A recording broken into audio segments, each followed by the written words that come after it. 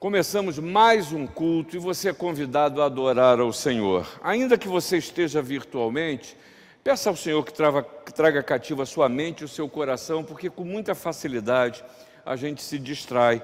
Lembrando que culto não é entretenimento. Culto é um momento de você expressar não só a sua fé, mas a sua gratidão, o seu louvor, a sua adoração, a consagração da tua vida e também receber a mensagem que o Senhor tem para você neste culto. Vamos adorar ao Senhor e vamos começar louvando a Ele.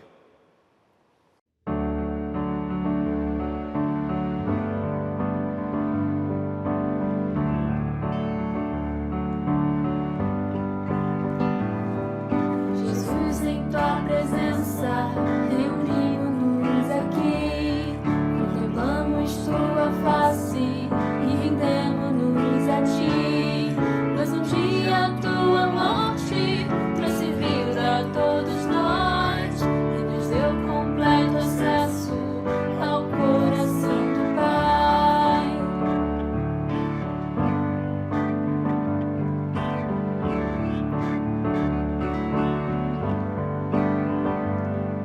Jesus, em tua presença, reunimos-nos aqui, contemplamos tua face e rendemos-nos a ti, pois um dia tua morte trouxe vida a todos nós e nos deu completo acesso ao coração do Pai. E o véu que separava já não separa mais, a luz que outrora apagada agora brilha e cada dia brilha mais. Só pra te adorar e fazer teu nome grande e te dar o louvor que é devido. Estamos nós aqui.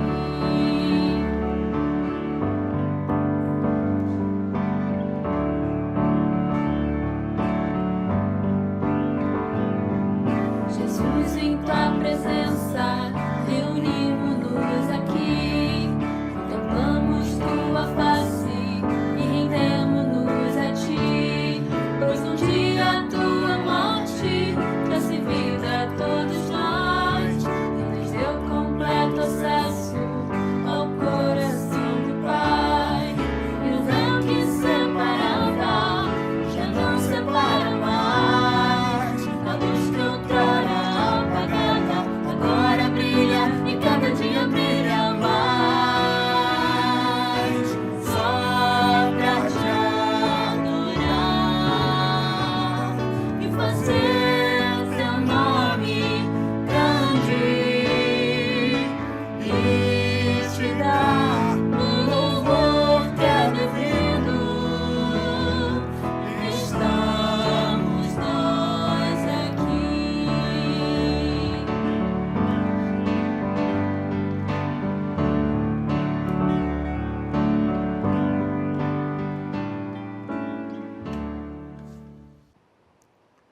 Vamos orar?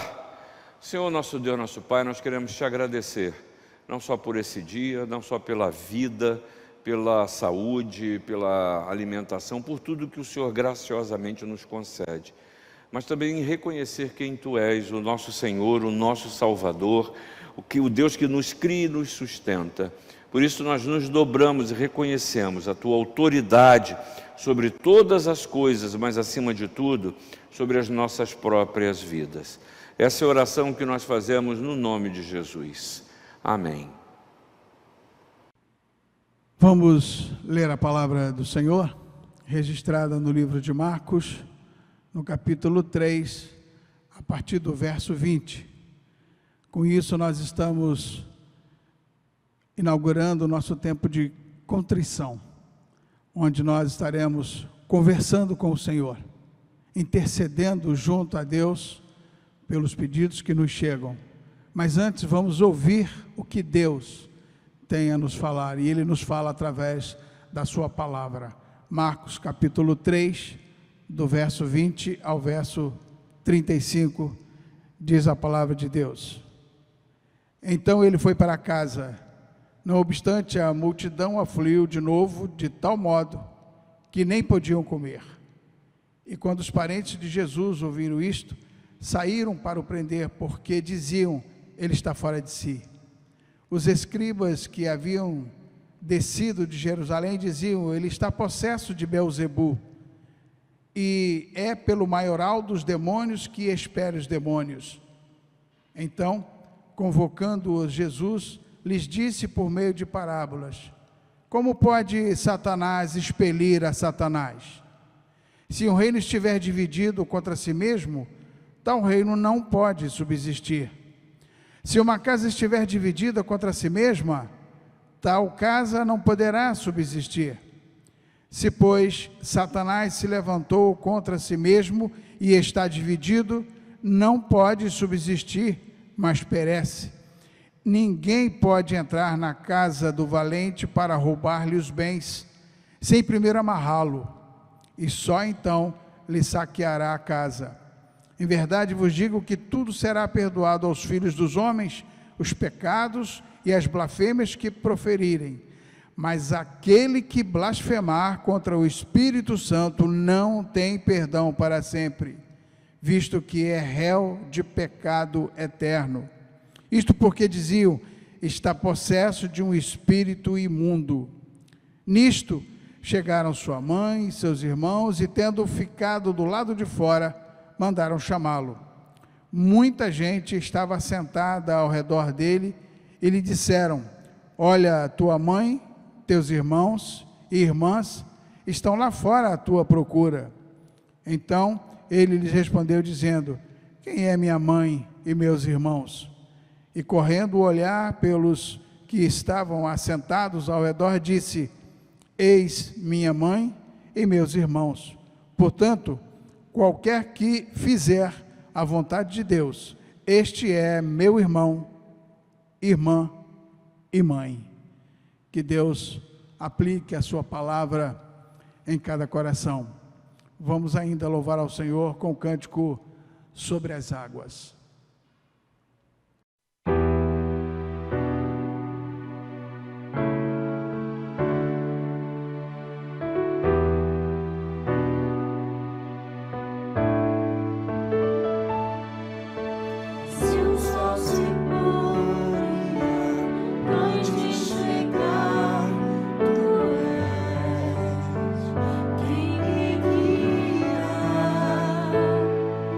Se a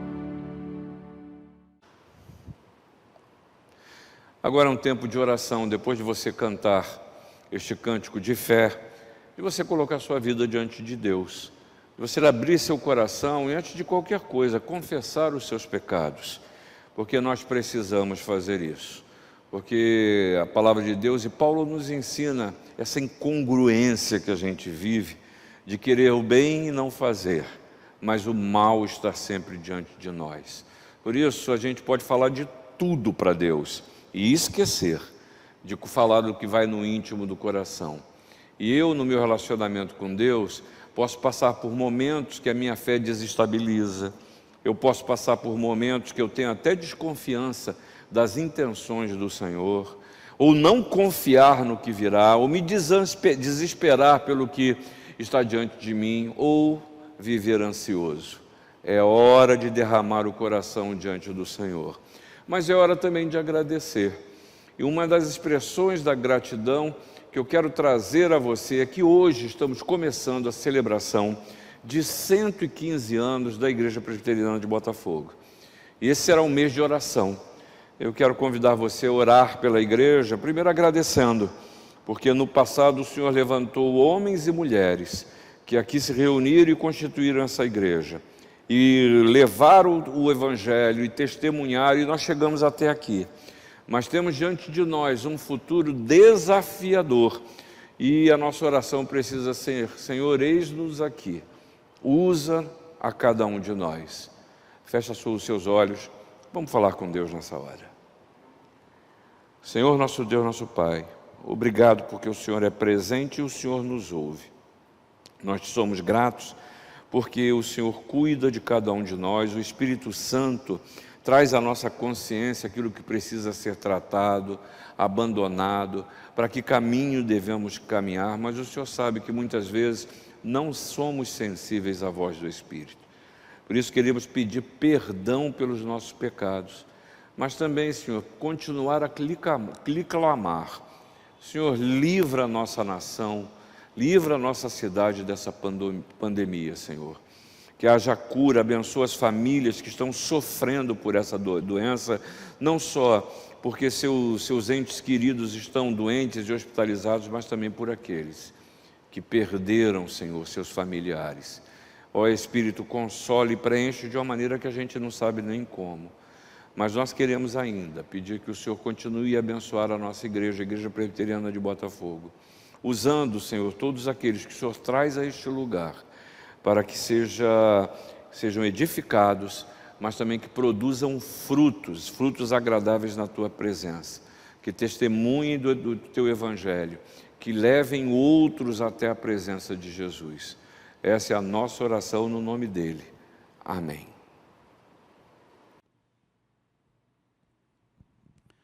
Muito bem, irmãos, pela graça e misericórdia do Senhor, estamos aqui mais uma vez para agradecer a Deus pelo aniversário da nossa igreja, que começa exatamente neste domingo.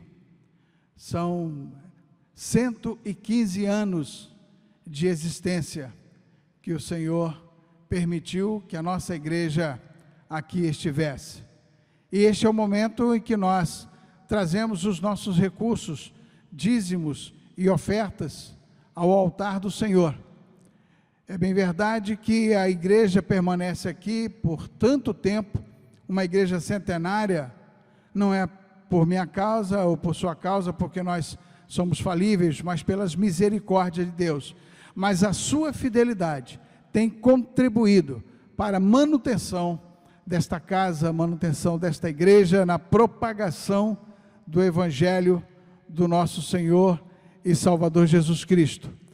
Vai estar colocado na tela os dados bancários da nossa igreja, e os nossos irmãos já estão acostumados a entregar o seu dízimo e a sua oferta, mas nessa data especial, você que está nos assistindo e participando conosco, e quer também escrever o seu nome na história da Igreja Presbiteriana de Botafogo, faça isso agora dando o seu presente para a Igreja Presbiteriana de Botafogo, nessa data em que nós iniciamos a comemoração dos nossos 115 anos de existência. Vamos louvar então ao Senhor com o cântico Louvemos ao Senhor.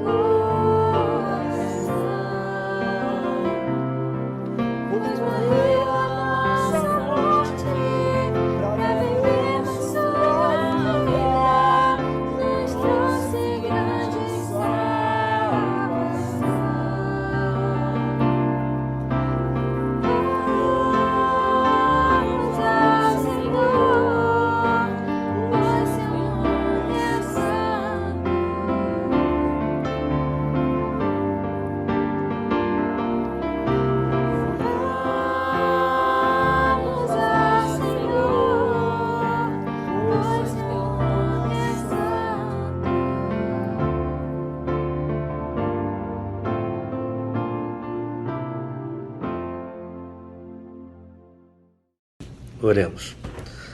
Senhor nosso Deus, nosso Pai, Criador dos céus, da terra, nós te bendizemos e glorificamos por tudo que tu és e por tudo que tem feito em nossas vidas, Senhor. Te somos agradecidos pelo seu cuidado, pelo seu carinho, e nesse momento temos mais uma vez a oportunidade de trazer à tua casa os nossos dízimos, as nossas ofertas, não só para a manutenção como para o crescimento da tua obra, Senhor. Fica conosco, hoje e sempre, é o que te pedimos, desde já agradecidos, no nome santo e poderoso do nosso Senhor e Salvador Jesus Cristo, o teu Filho amado. Amém e amém, Senhor. Uma boa noite, meu irmão, minha irmã, a graça e a paz do nosso Senhor e Salvador Jesus Cristo, uma vez mais, esteja sobre a sua vida. Abra comigo a sua Bíblia, por favor, lá na segunda carta que o apóstolo Paulo escreveu à igreja de Corinto. Segunda carta aos Coríntios, capítulo número 2. Eu farei a leitura dos versículos 14 a 17. Segunda carta de Paulo aos Coríntios, capítulo número 2, versículos de 14 a 17. Eu farei a leitura e você acompanha aí na sua Bíblia, por gentileza. Nas Bíblias que a gente utiliza aqui na igreja, é a página de número 192 do Novo Testamento. Segundo aos Coríntios 2, do 14 ao 17, diz assim a palavra do Senhor nessa noite, para mim e para você. Graças, porém, a Deus, que em Cristo sempre nos conduz em triunfo e por meio de nós manifesta em todo lugar a fragrância do seu conhecimento. Porque nós somos para com Deus o bom perfume de Cristo, tanto nos que são salvos, como nos que se perdem. Para com este cheiro de morte para a morte, para com aqueles aroma de vida para a vida. Quem, porém, é suficiente para estas coisas? Porque nós não estamos, como tantos outros, mercadejando a palavra de Deus. Antes, em Cristo, é que falamos na presença de Deus com sinceridade e da parte do próprio Deus.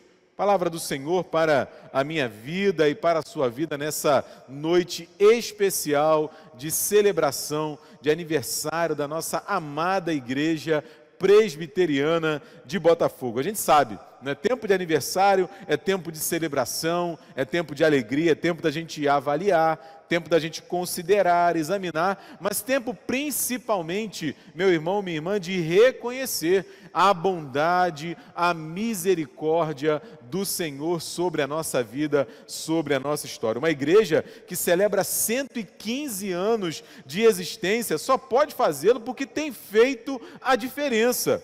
Tem feito a diferença na vida das pessoas por ela alcançadas, tem feito a diferença na cidade em que ela está plantada. E uma das maneiras muito diretas da gente reconhecer essa presença marcante na vida das pessoas, segundo o apóstolo Paulo, nesse texto diante de nós, nessa noite, tem a ver com o cheiro, tem a ver com o perfume, com a fragrância que a gente exala. O Paulo é muito feliz ao fazer essa analogia, trazer à nossa memória essa imagem, porque eu e você sabemos muito bem o poder que há na nossa memória olfativa, né? São cheiros que trazem à nossa memória, que trazem à nossa infância, à nossa mente, o nosso coração. Desde o café quentinho, não é? Exalando pela casa durante as manhãs, quando a gente se preparava para ir à escola, até o cheiro do bolo, da comida, da avó, da mãe, do pai, aquele perfume marcante de alguém que a gente ama muito e se torna inesquecível. Há um grande poder na nossa memória olfativa. E quando Paulo fala sobre isso, sobre essa questão da fragrância de Cristo, ele está trazendo à nossa mente, o nosso coração, um exemplo muito mais profundo e que tem a ver com a história de Roma, o povo que dominava o mundo naquele momento, na história de Israel também. Então, como a gente sempre faz, a gente vai dar uma olhada um pouco mais detalhada no texto e aí, com a graça de Deus, recolher dele algumas das suas lições. Primeiro, entender aí o contexto do Paulo, quando ele escreve esse texto de 2 Coríntios 2, do 14 ao 17. Você vai perceber aí, logo nos versículos anteriores, os versículos 11, 12, 13, que o Paulo não está bem. O Paulo não está bem, na verdade, ele está falando que ele até está meio perturbado, ele não está em paz, ele não está tranquilo, porque ele esperava encontrar o Tito. Tito era um dos companheiros, um dos cooperadores na obra missionária do apóstolo Paulo, inclusive ele é o destinatário de uma das cartas do Novo Testamento, escritas pelo apóstolo Paulo, uma das cartas pastorais. Ele vai escrever também 2 cartas para o Timóteo, mas o fato é que ele não encontra o Tito para compartilhar do evangelho, da sua obra, daquilo que ele estava fazendo. E se apenas essa fosse a dificuldade encontrada pelo Paulo, ali lidando com os coríntios, estava bom, né? Alguns estudiosos chegam a dizer que a igreja de Corinto foi a que mais deu trabalho para o apóstolo Paulo, porque ali, por aquela igreja, o propósito missionário de Paulo, apostólico de Paulo, é questionado, os métodos dele são questionados, a própria autoridade apostólica dele também é questionada, mas ainda assim, o Paulo continua servindo, trabalhando, anunciando a palavra de Deus, e longe de se sentir desanimado pelas circunstâncias difíceis que ele enfrenta naquele período, ele não apenas se sente, mas ele se vê como alguém vitorioso. Ele não apenas se sente, mas ele se vê realmente como alguém vitorioso. Tanto é assim que ele descreve essa vida vitoriosa, comparando ela com aquele desfile triunfal do exército romano. Essa é uma imagem que está sempre na minha mente e no meu coração, e é da onde vem o significado da palavra triunfo no nosso português moderno. E aí eu quero falar um pouco com você sobre esse triunfo, sobre esse grande desfile, para a gente entender ali qual é a mensagem que o Paulo está querendo trazer para a gente quando traz esse exemplo. Primeiro, vamos nos teletransportar, vamos dizer assim, lá para o século I antes de Cristo, século I depois de Cristo, aquele período em que o Império Romano é poderoso, domina ali o mundo conhecido, e sempre que o exército romano voltava vitorioso das suas batalhas, ele entrava em Roma de forma triunfante, no verdadeiro desfile suntuoso. O general vencedor, líder do exército, ele era levado em uma carruagem ali pelas ruas de Roma. À sua frente, à frente do general, iam os sacerdotes derramando perfume, jogando perfume para o general que vinha atrás. Imediatamente atrás do general, naquele desfile, vinham os cativos, os escravos, os derrotados, óbvio, sobreviventes naquela guerra até então, que manietados iam seguindo o desfile com o general. Após esses derrotados, vinham os oficiais, os soldados, as tropas vencedoras do exército romano. As ruas ficavam completamente cheias, todo mundo queria ver o desfile daqueles vitoriosos na guerra. Era uma cena verdadeiramente cinematográfica, contudo, que guardava os seus contrastes. Por quê? Para os prisioneiros, toda aquela pompa, aquela festa e aquela circunstância, e principalmente a partir da imagem que o apóstolo Paulo traz para a gente, aquele perfume era o cheiro da morte que se aproximava. Aquele perfume indicava o destino tenebroso que estava para chegar para aqueles derrotados na guerra. Castigos, humilhações e, certamente, na maior parte das vezes, a morte também. Mas para o general, para os seus oficiais, para o povo romano, era o doce, era o maravilhoso cheiro da vitória, cheiro do triunfo. Aliás, é nesse contexto, aqui só uma nota histórica, não é cultural, é nesse contexto de vitórias de guerra que nasce a ideia do arco do triunfo. Os romanos tiveram essa ideia inicial de construir aquelas edificações imponentes que nós vemos, por exemplo, até hoje lá em Roma, o Arco de Tito. não é, celebrado, construído para celebrar a vitória romana sobre Jerusalém no ano de número 82 depois de Cristo. A vitória contra Jerusalém foi na década de 70, no ano de 82 fica pronto aquele arco de Tito. Há outros arcos ao redor do mundo, há o Arco do Triunfo, muito famoso em Paris, o arco ali em Lisboa, na Rua Augusta, há um arco em Londres, há outro na Rússia também, mas essa é apenas uma nota de conhecimento para mim e para você também. Agora, o Paulo, ele usa essa analogia desse desfile triunfal, com esse cheiro maravilhoso que ficava pelo ar e os seus contrastes exatamente para denotar a vida do cristão. Exatamente para denotar que a partir desse desfile nós podemos olhar para a nossa vida, para o nosso testemunho enquanto homens, enquanto mulheres de Deus, para o testemunho da nossa igreja que celebra mais um ano de aniversário, até porque essa imagem do cheiro como aroma suave não era de modo algum estranha ao povo de Deus. No Antigo Testamento inteiro nós vemos os sacrifícios sendo oferecidos como aroma suave ao Senhor. O próprio Paulo, na carta aos Romanos, no capítulo 12, ele vai dizer que o sacrifício agora somos nós, o nosso corpo, a nossa mente, o nosso coração, para que a gente se coloque diante do altar do Senhor, oferecendo a nossa própria vida como aroma suave, exalando o bom perfume de Cristo. Paulo enfrenta as suas lutas, as suas dificuldades, vive as suas vitórias todas caminhando diante do Senhor. Não é diferente para a igreja de Botafogo, não é diferente para mim, não é diferente para você. A pergunta que fica então é: como nós estamos lidando com a realidade que diante de nós se apresenta? Como nós estamos enfrentando as dificuldades? Qual é o aroma? Qual é o perfume que nós estamos espalhando? Qual tem sido o nosso testemunho como homens e mulheres de Deus? Vamos pensar um pouco sobre isso a partir de algumas lições que o texto nos apresenta. Em primeiro lugar, para você que gosta de ir anotando, anota aí, né? Em primeiro lugar, o texto traz para mim e para você uma certeza.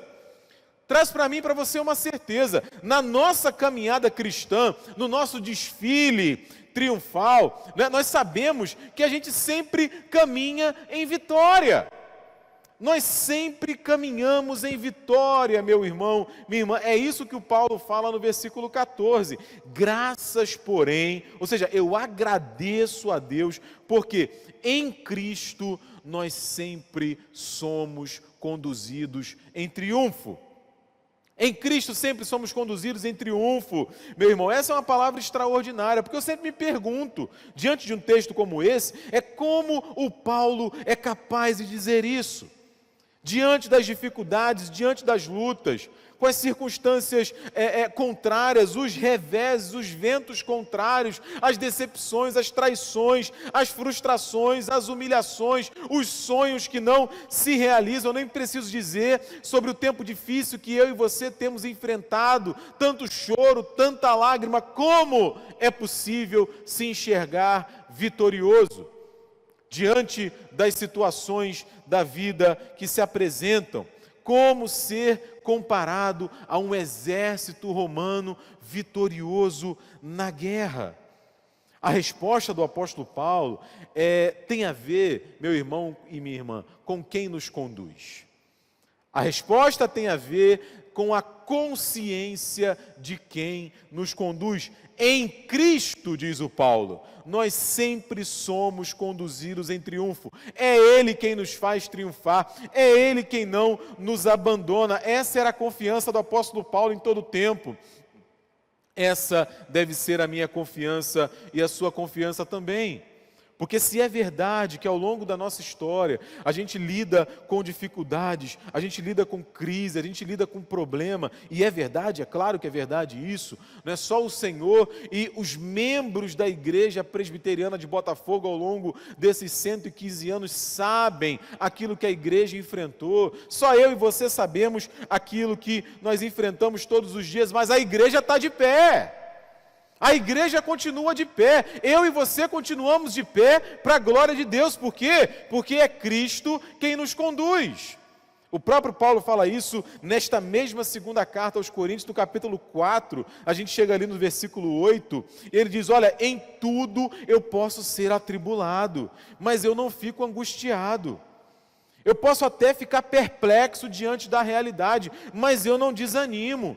Eu sei que eu posso ser perseguido, mas eu tenho confiança que eu nunca estou desamparado. Abatido, posso até ficar de vez em quando, mas jamais eu sou destruído, porque eu levo na minha vida a morte de Jesus, para que a vida dele se manifeste na minha vida também.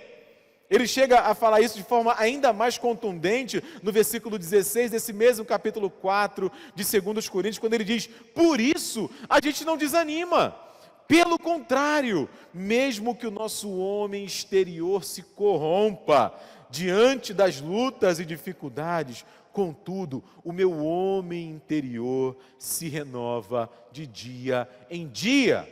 Se renova de dia em dia. O autor da carta aos Hebreus, ali no capítulo 11, na famosa, assim chamada galeria dos heróis da fé, ele fala de gente como Abel, Abraão, Davi, Moisés, Gideão, Sansão, Jefté, Raabe e tantos outros, dizendo que cada um deles, olha o que ele diz, versículos 33 e 34 de Hebreus 11, os quais, por meio da fé, subjugaram reinos, praticaram a justiça, obtiveram promessas, fecharam a boca dos leões, no exemplo claro do Daniel, extinguiram a violência do fogo, escaparam ao fio da espada, da fraqueza tiraram força, fizeram-se poderosos em guerra, puseram em fuga exércitos de estrangeiros. O que todos eles, homens e mulheres, tinham em comum?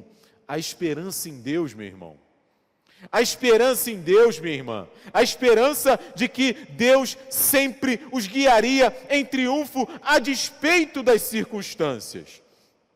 E eu quero fazer aqui com você apenas uma observação importante, para que você não me entenda mal. Quero me fazer entender o máximo possível. Aqui a gente não está falando de ufanismo e nem de triunfalismo. Eu não estou falando aqui de forma alguma nem de ufanismo e nem de triunfalismo. Porque o ufanista é aquele que exagerada e desmedidamente, né, é um orgulhoso da sua condição. No caso aqui, da sua condição cristã. Ele se recusa a ver os problemas, não tem noção correta da realidade, se torna, na verdade, presunçoso e arrogante. Não é disso que a gente está falando aqui. O triunfalista, por outro lado, ele acha que ele é capaz de vencer por ele mesmo. Não é que Deus prometeu mundos e fundos a ele e ele não vê outro caminho na sua vida que não seja a vitória nas circunstâncias da vida. Não é? E a gente sabe que de vez em quando, a gente tem falado sobre isso aqui, nós vamos ter que lidar com problemas e lutas e dificuldades. O próprio Cristo falou isso. Então nós não somos ufanistas. Também não somos triunfalistas, não estamos aqui fazendo promessas de que sempre vai ficar tudo bem, tudo sempre vai dar certo. O que nós estamos lembrando aqui, e é a primeira lição que eu quero recolher com você aqui nessa noite, é que com Cristo nós sempre caminhamos em triunfo. O triunfo de uma vida que é abundante e mira não apenas o tempo presente, mas a eternidade. Ao longo de 115 anos, a Igreja de Botafogo tem experimentado essa poderosa promessa. Uma segunda lição é que na nossa caminhada cristã, nesse desfile triunfal que Cristo nos propõe, através dessa imagem do apóstolo Paulo, é que eu e você precisamos nos lembrar que nós somos chamados para perfumar o mundo. fomos chamados para perfumar o mundo.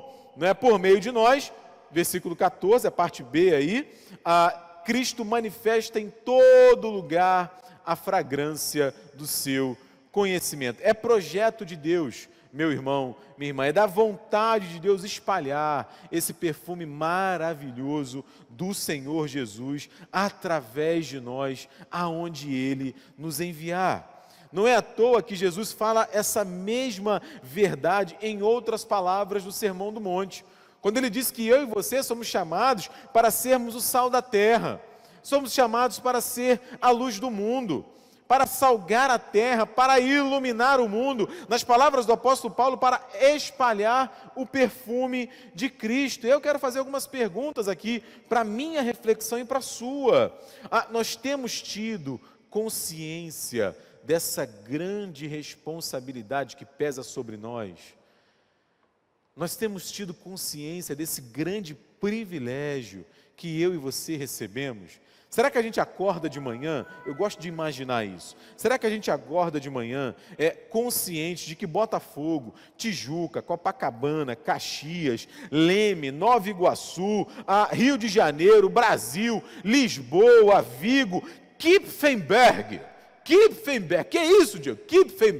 Kipfenberg é um município, um bairro, um concelho que fica ali na Alemanha, na região da Baviera, onde está vivendo a Micaela. Micaela foi batizada aqui na nossa igreja no ano passado, é membro da nossa igreja, está morando lá em Kipfenberg, na Alemanha, trabalhando como enfermeira. Deus te abençoe aí na Alemanha, Micaela. Será que a Micaela lá em Kipfenberg e eu e você aqui, a gente acorda com essa consciência de que aonde Deus nos leva, Ele tem nos chamado para exalar o seu bom perfume na nossa casa, no nosso trabalho, aonde Ele tem nos enviado.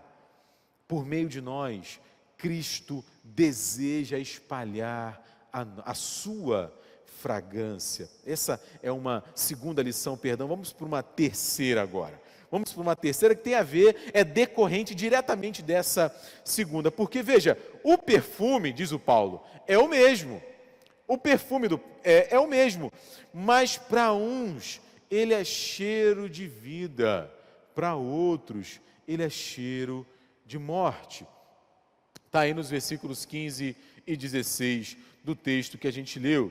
Mas quem é suficiente para tudo isso? Vamos pensar um pouco sobre esse contraste aí da percepção do cheiro, porque essa é uma verdade desse texto que sempre me chama a atenção. Resgatando um pouco o exemplo ali do desfile triunfal, havia dois grupos ali muito distintos, os cativos, os escravos, os derrotados e os vitoriosos.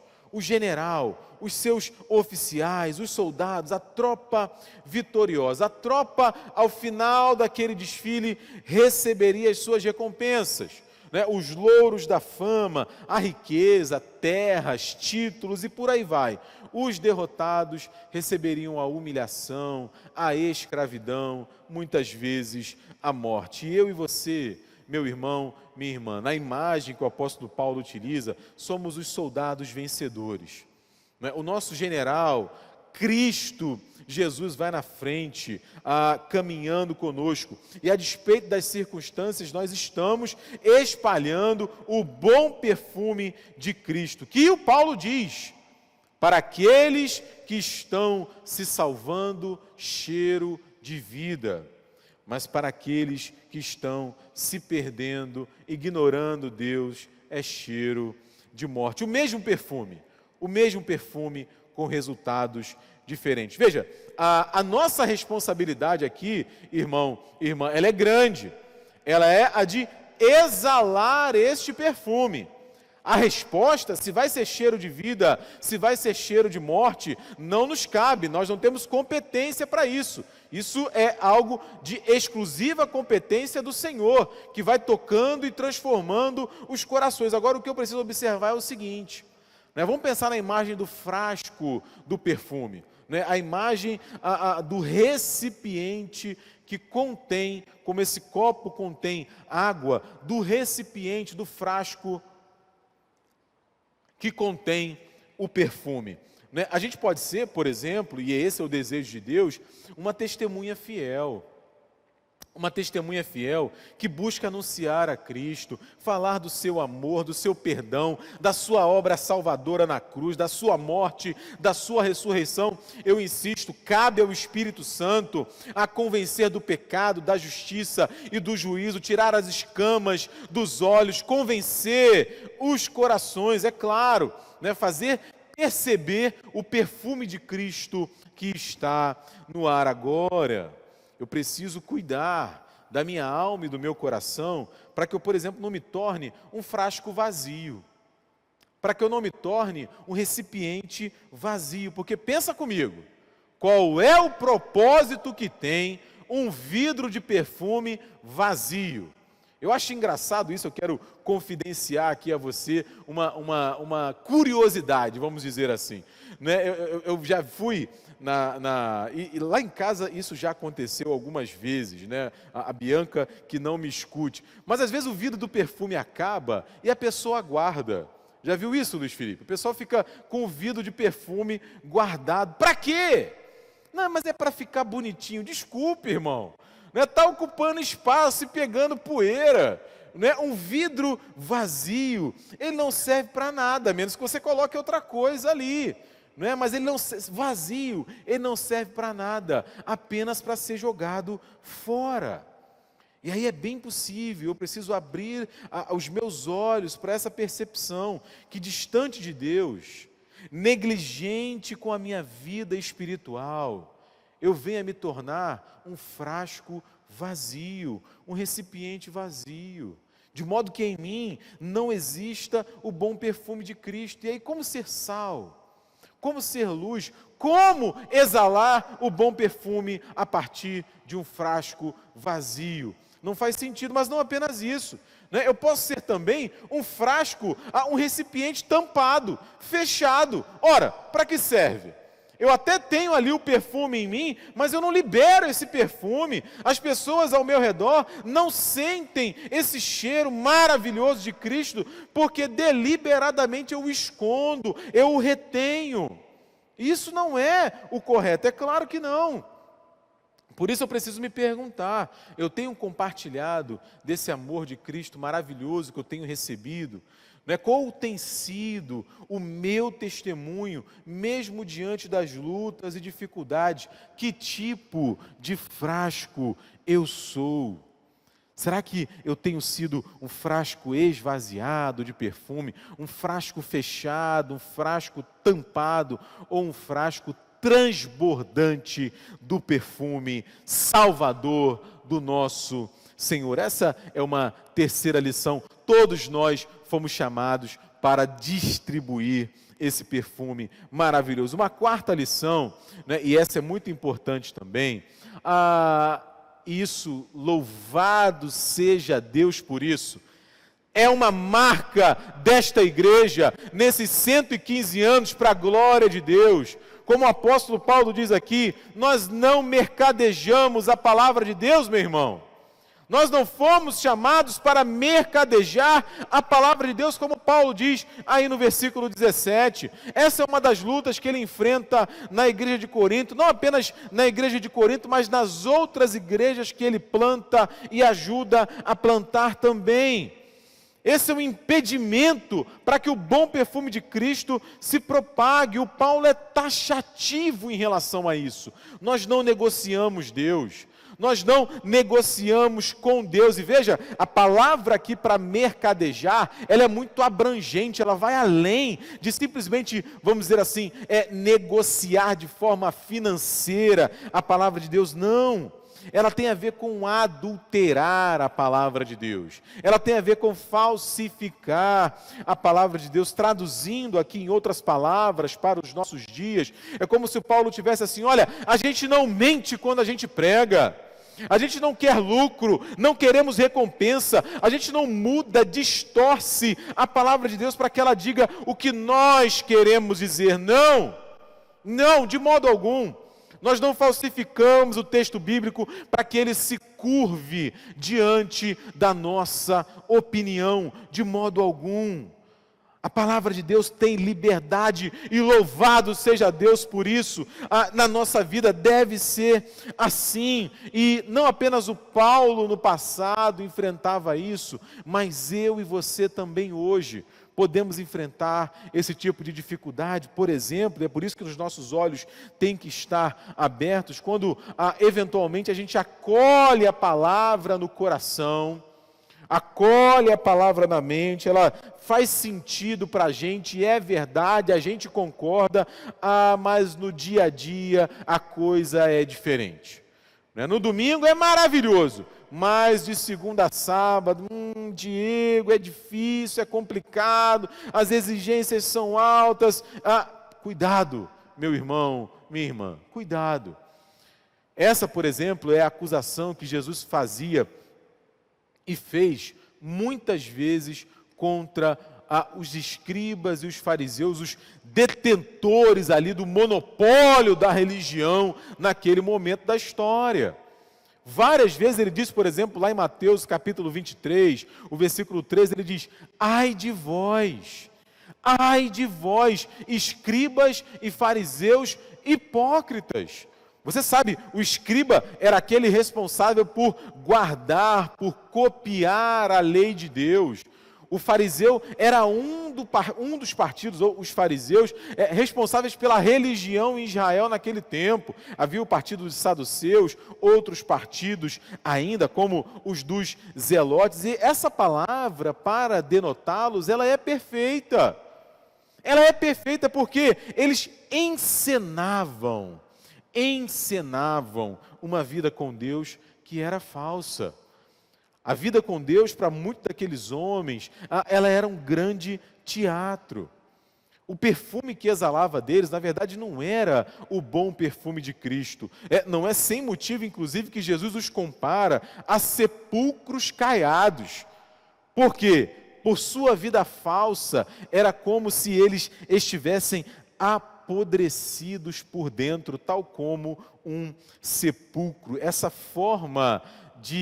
é uma forma de mercadejar a palavra de Deus e falsificar a palavra de Deus quando se vive de maneira hipócrita. Não é desse jeito que Cristo deseja que eu e você vivamos. Da mesma maneira, quando a gente rejeita o ensino da palavra de Deus, que a gente sabe qual é, para acolher o nosso, para distorcer a palavra de Deus para que ela diga o que nós queremos que ela diga. Um exemplo muito claro e muito comum na palavra de Deus é que nós somos chamados para amar o próximo como a nós mesmos.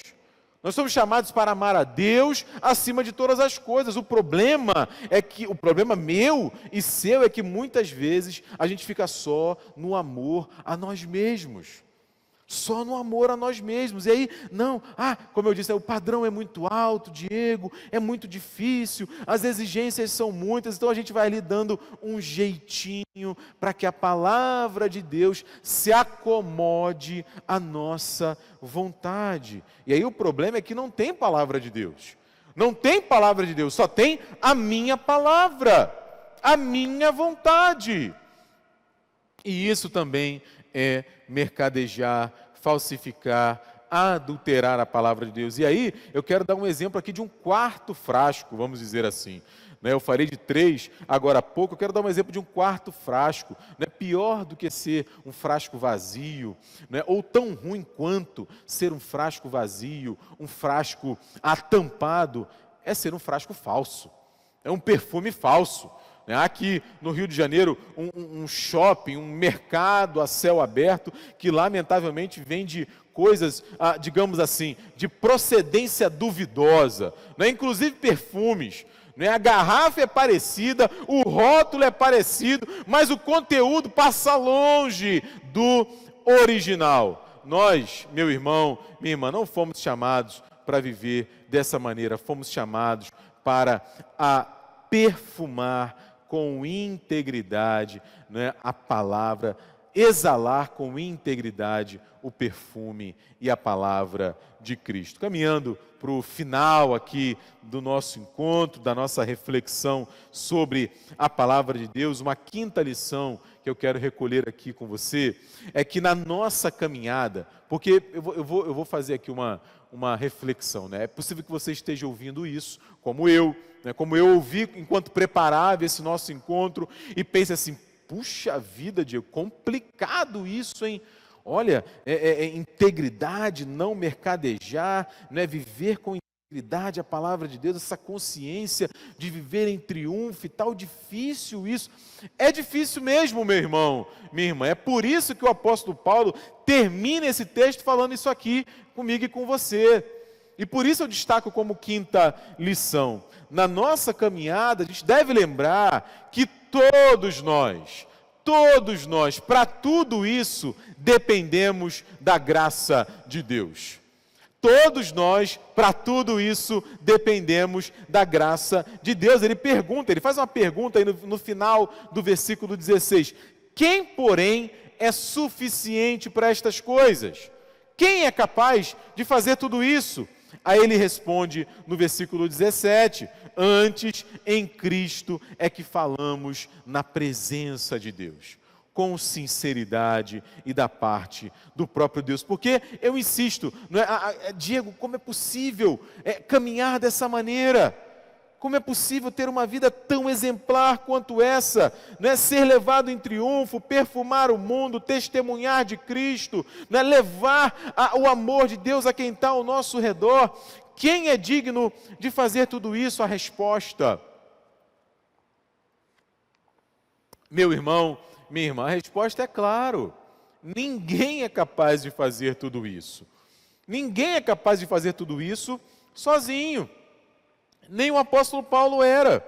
Na verdade, ele mesmo diz que ele é o maior dos pecadores porque ele perseguia a igreja de Cristo. O bom, o digno, o suficiente, o idôneo, que é a palavra utilizada pelo Paulo aí, é aquela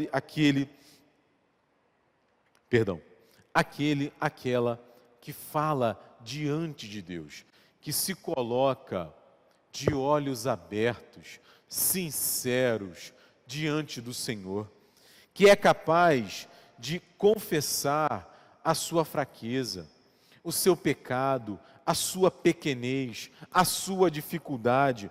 O Paulo faz isso, por exemplo, quando ele diz, porque eu sei que em mim, isto é, na minha carne, não habita bem nenhum. Pois o querer o bem está em mim, não porém o efetuá-lo. Porque não faço o bem que eu prefiro, mas o mal que eu não quero, esse faço. E a gente está falando do apóstolo Paulo. E nós sabemos bem tudo que ele foi capaz de fazer. É Isaías, por exemplo, assumindo, ai de mim, estou perdido, sou um homem de lábios impuros, os meus olhos viram o rei, ai de mim que estou perecendo. É como aquele pai, lá em Marcos, no capítulo 9, no versículo 24, que quando se encontra com Jesus, pede que Jesus cure o seu filho. Jesus pergunta para ele, você crê que eu posso fazer isso? E aquele homem responde com uma das respostas mais espetaculares da palavra de Deus. Ele diz, Senhor, eu creio, mas me ajuda na minha falta de fé. Eu creio, Senhor, mas me ajuda na minha falta de fé. Por quê? Porque ele se percebe dependente da graça de Deus. Jesus sabia disso quando chama aqueles 12 homens. Jesus sabe disso quando te chama para andar com ele. E aí eu pergunto, a gente tem tido consciência disso? Que nós não fomos chamados para sermos perfeitos, nós fomos chamados para andar em honestidade, em sinceridade diante do Senhor. Que o poder para testemunhar, ele não está em nós, mas em Cristo, na força do Espírito Santo que nos enche e que opera através de mim, através de você, Igreja Presbiteriana de Botafogo. Essa, meu irmão, minha irmã, é a palavra de Deus para mim e para você nessa noite, e que nos próximos 115 anos, para a glória de Deus, essa igreja seja tão frutífera quanto foi nesses primeiros 115 anos de vida, sabendo que, independente das circunstâncias, nós sempre andamos em triunfo. Que cada um de nós tem essa responsabilidade, esse grande privilégio de perfumar, de salgar, de iluminar o mundo com o bom perfume de Cristo, que para uns vai ser cheiro de vida, para outros, é verdade, vai ser cheiro de morte, mas isso não cabe a nós, cabe ao Senhor soberano que está chamando, que está salvando, que está transformando, que está mudando vidas. Que como discípulos de Cristo, o nosso papel não é jamais adulterar, mercadejar a palavra de Deus, mas anunciá-la com integridade, com verdade, em amor.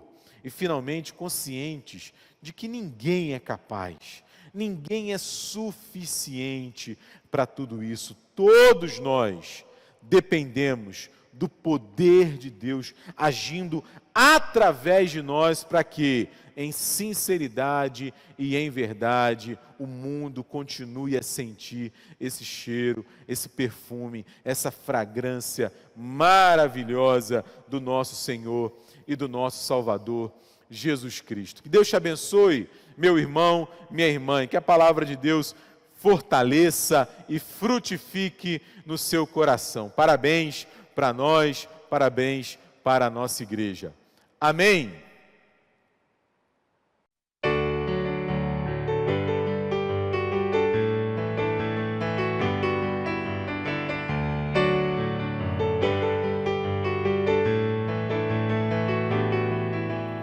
Paz do Senhor é o que nós queremos. Eu quero para mim e para você. Amor do Senhor é o que dividiremos, porque todo esse amor não cabe em mim. Eu quero é lhe dizer que Deus gosta de você, seja qual for a situação. Eu quero é lhe dizer que Deus gosta de você, seja qual for a situação.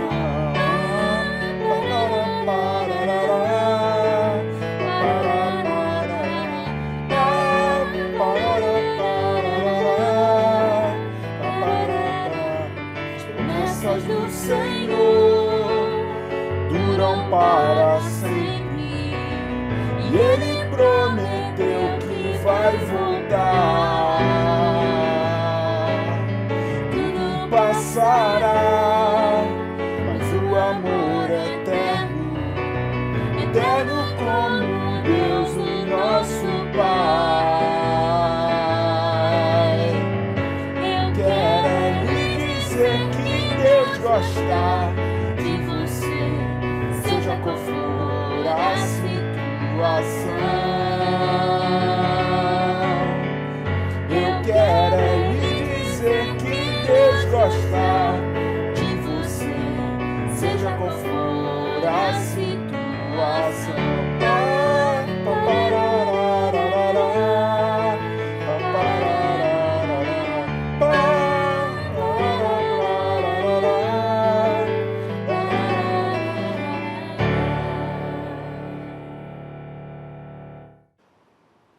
Que Deus dê a você uma semana abençoada.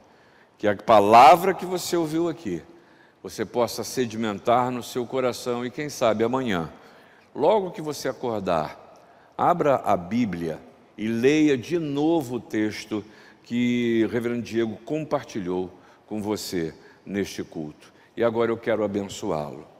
Que a graça de nosso Senhor e Salvador Jesus Cristo, que o amor de Deus, o nosso Pai, a comunhão e as consolações do Espírito Santo sejam convosco e com todo o povo de Deus, desde agora e para todo sempre. Amém.